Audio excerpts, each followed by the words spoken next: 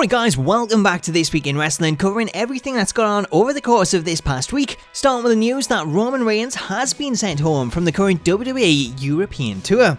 Now, Reigns had been a part of the tour leading up to Thursday night in Vienna when he was pulled from the match card and his opponent Rusev ended up squaring off against Big Cass. Initially, the thought was that Reigns' removal was due to an injury, however, Dave Meltzer has confirmed that that is not the case, nor is it due to a second wellness policy violation, which was what most people assumed once the injury angle was ruled out. Instead, Roman's removal is said to be family related, with an unforeseen issue causing him to leave the tour. Speaking of leaving the tour, and Sin Cara has left the Raw portion of the tour and is now joining up with the Smackdown brand following a backstage altercation with Chris Jericho. Now, the altercation actually took place on the WWE tour bus as the roster travelled from Leeds to Glasgow for Monday night's Raw taping. According to people who were there, it all came about as Sin Cara was said to be making annoying noises on the back of the tour bus and continued to do so after being told by several people to stop.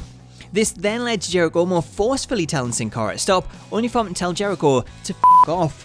This then led to an exchange of words before Sin Cara threw right hand at Jericho, and that caused others to jump in and break the pair up. As a result, Sin Cara was kicked off the WWE tour bus and had to make his own way to the arena. According to people who witnessed the incident, Sin Cara was said to have snapped in a matter of seconds without any warning or reason, which upon hearing this, WWE ordered the star to attend anger management sessions, as this is now the third time that he's been involved in backstage problems. Looking ahead to December 18th's WWE Roadblock pay-per-view, and the PPG Paints Arena have revealed two matches for the show, with Kevin Owens set to defend the WWE Universal Championship against US Champion Roman Reigns, as well as Seth Rollins taking on Chris Jericho, with the two also set to clash at WWE live events throughout December, some of which the matches see them wrestling in a street fight. Continuing to look ahead, and as the 900th episode of Smackdown grows ever closer, WWE have announced that Edge will be making his return to the show, in which he's set to host a special edition of The Cutting Edge, however his guest is yet to be announced. So we want to know in the comments who you want to see on the show. Is there anyone in particular that you'd like to see from Smackdown's past? Is WWE already pulling out all the stops with the already announced return of The Undertaker? You can see Twitter responses across the bottom of the screen with who the Twitterverse want to see, but let me know who you want to see in the comments. Speaking of past stars returning, and there was more talk this week on the potential return of Hulk Hogan as TMZ caught up with his daughter Brooke, who had asked whether we'd see the Hulk star return to WWE for WrestleMania.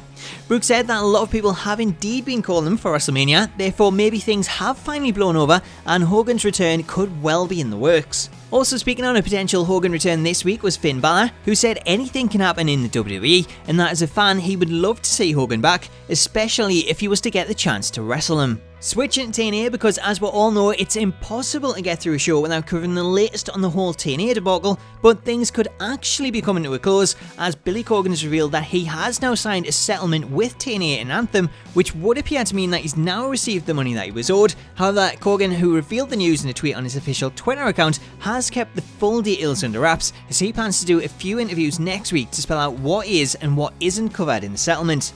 So potentially this time next week we should know a lot more about everything that's gone on behind the scenes in TNA, meaning hopefully going forward the company will now be free to concentrate on the product as opposed to the constant ongoing legal issues. Finally, this week seen Donald Trump win the race to become the next president of the USA, meaning we now have a WWE Hall of Famer acting as one of the most powerful men in the world. But will he be the last, as The Rock has previously said that he'd be open to run for office in the future, where he'd no doubt prove to be the most electrifying president in US history.